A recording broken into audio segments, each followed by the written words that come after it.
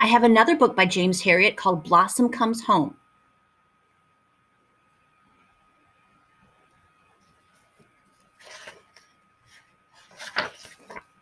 I arrived at Mr. Dawkins' farm outside of Darrowbury on a warm April morning. The green hillside ran down to the river, and the spring sunshine danced on the water. The birds were singing, and the lambs played on flower-strewn pastures.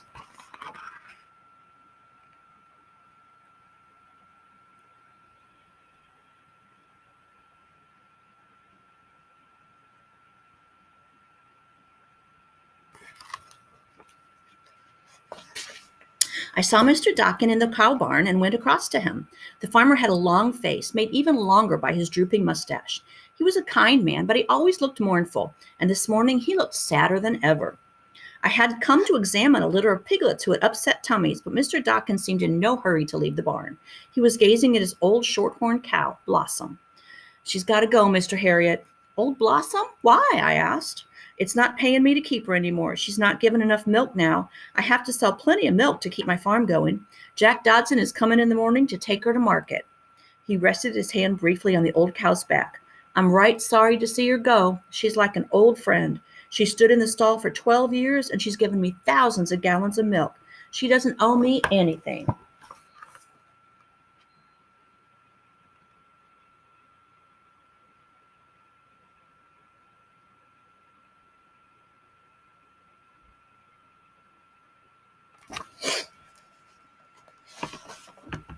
There were only 6 cows in the old cobbled barn with its low roof and wooden partitions, and they all had names.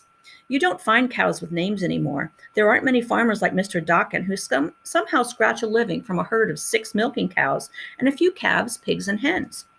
As if she knew she were the topic of conversation, Blossom turned her head and looked at him. She was certainly very ancient. Her pelvic bones jutted out from her skinny body, and her udder drooped almost to the ground. But there was something appealing in the friendliness of her eyes and the patient expression of her face.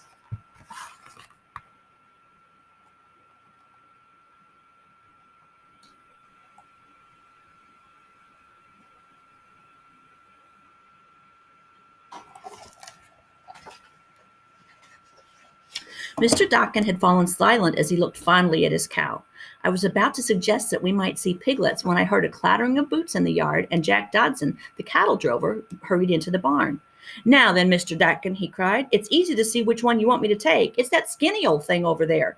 He pointed to Blossom, and in truth, the unkind description seemed to fit the bony creature standing among her sleek neighbors.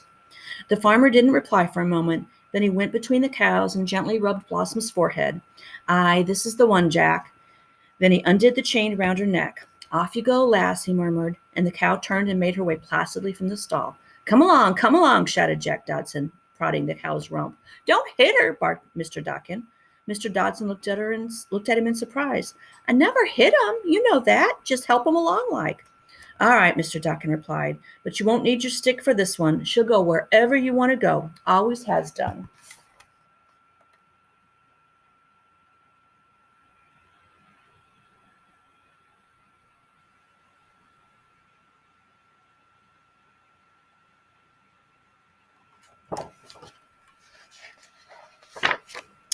Blossom proved him right and ambled across the yard. She turned up the track to join a group of fat bullocks and cows standing on the high road above. A boy and a dog circled them, keeping them together. The farmer and I stood watching as Blossom made her way unhurriedly up the hill, Jack Dodson following behind her. As the path wound her way around behind the old gray barn, man and beast disappeared, but Mr. Dawkins still gazed after them, listening to the clip-clop of hooves on the hard ground. When the sound died away, he turned to me quickly. "Right, Mr. Herriot, we got to see about those little pigs." There were 12 squealing piglets in the sty with their mother. The farmer gently picked up each one and held it while I gave it an injection which would make it better. This took me about 15 minutes, and I tried to pass the time by talking about the weather, cricket matches, and other things. But Mr. Dockin only replied with a series of grunts. I could see he was still sad about Blossom.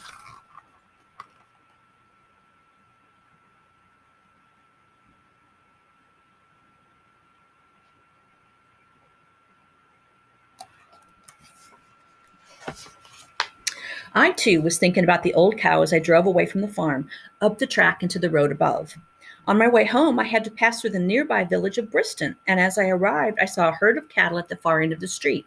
Mr. Dodson was making another collection, and the boy was chatting to some friends by the roadside. I could see Blossom at the rear of the group, with her head turned, looking back. Briston was where Mrs. Pickering lived with her 3 basset hounds and Buster, the cat who was once her Christmas Day kitten. One of the dogs has broken his leg a month before, and I had to remove the plaster cast this morning.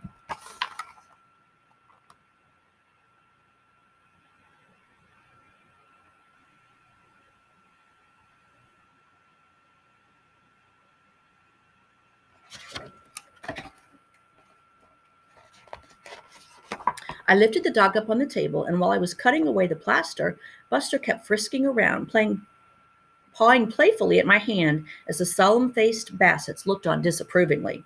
After I had taken off the cast, I could see that the leg had set very well. "He's fine now, Mrs. Pickering," I said.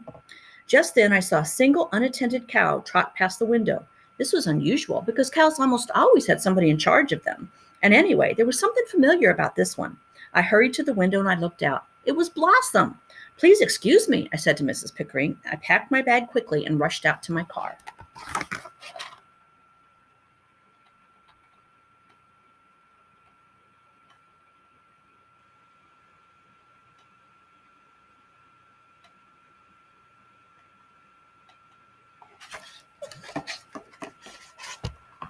Blossom was moving down the village street at a good pace, her eyes fixed steadily ahead as though she were going somewhere important. What on earth had happened? She should have been at the Darby market by now. People in the street were staring at her, and the postman nearly fell off his bike as she pushed past him. Then she disappeared around the corner and out of sight.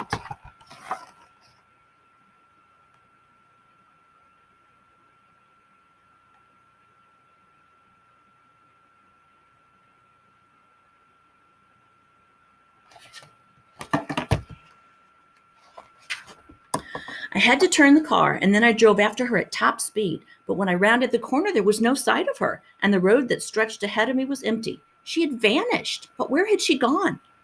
One thing was certain. I had to go back to Mr. Dawkins' farm and tell him that Blossom had broken away and was loose in the countryside. I urged my little car to go as fast as it could, and when I reached the farm, I met Mr. Dawkins carrying a sack of grain across the yard. He looked at me in surprise. "Hello, Mr. Herriot. Have you forgotten something?" I was about to blurt out my story when he raised his head suddenly and said, "What's that?" From somewhere on the hillside above us, I could hear the clip-clop of hooves. As we stood in the yard and listened, a cow came around a rocky outcrop, and it came toward us. It was Blossom, moving at a brisk trot, her great udder swinging, her eyes fixed purposely on the barn door.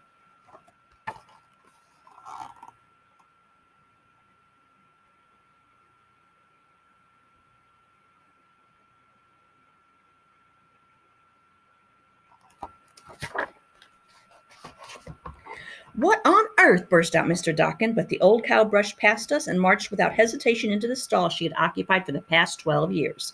She sniffed inquiringly at the empty hay rack and looked around to her astonished owner. Mr. Dawkins stared back at her. The eyes in his weathered face were watery, and he began to pull thoughtfully at his long mustache.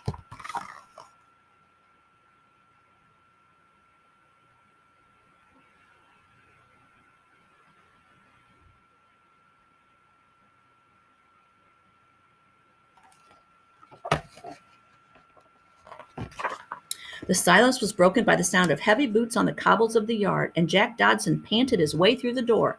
"Oh, there you are, you old scallywag," he gasped. "I'm right sorry, Mr. Dawkins. I left that lad in charge for a few minutes, and he let her escape." Then he moved towards Blossom. "Come on, lass, let's be having you out of there." But he halted as Mr. Dawkins held an arm in front of him.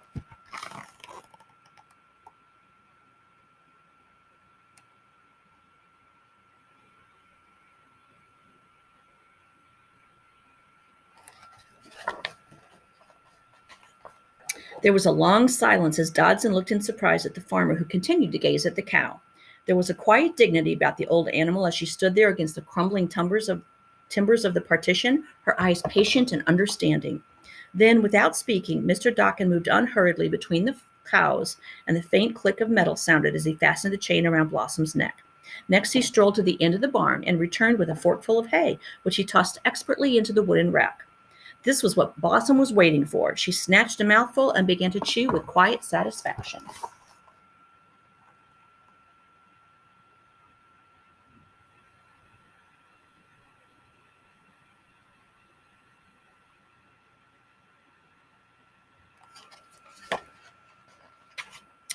What's going on? Cried Jack Dodson in bewilderment. I'll be late for market.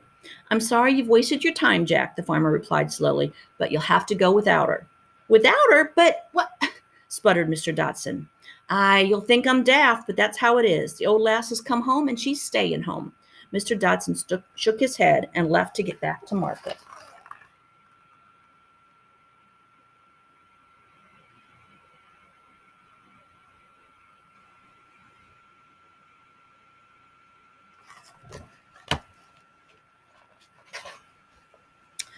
Mr. Herriot, he said, do you ever feel that sometimes when unexpected things happen, they were meant to, and it works out for the best in the end? Yes, I said. I often think that. Well, that's how I felt when Blossom came back down the hill. He reached out and scratched the old cow's back. She's always been my favorite, and I'm glad she's back. I was still puzzled, but I can't understand how she got here. Why didn't I see her on the road? Where'd she disappear to? A smile spread slowly across Mr. Dawkins' face, and he pulled again at his long mustache. Oh, there's another way to the farm, a little path which starts near the village. And Blossom knows the path? Oh, aye, the old girl knows everything about this place.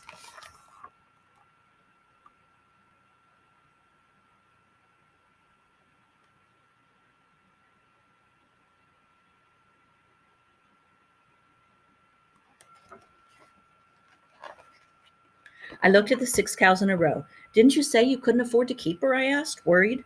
That's right, but I've an idea, the farmer replied. I can put 2 or 3 calves on her instead of milking her. The old stable across the yard is empty, and she could live there quite happily. What a wonderful idea, Mr. Dockin. She'll be very comfortable there, and she'll suckle 3 calves easily. She would probably pay her way. Well, I'm not worried about that, said the farmer, smiling. After all these years, she doesn't owe me anything. The important thing is Blossom has come home.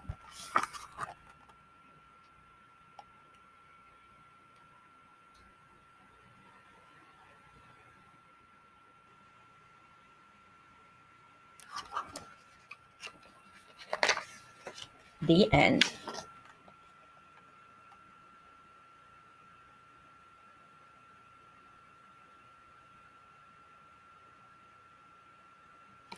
I know it might have been hard to see these pictures, but next time we come to visit, I'll bring the book with me and you can look at them better there.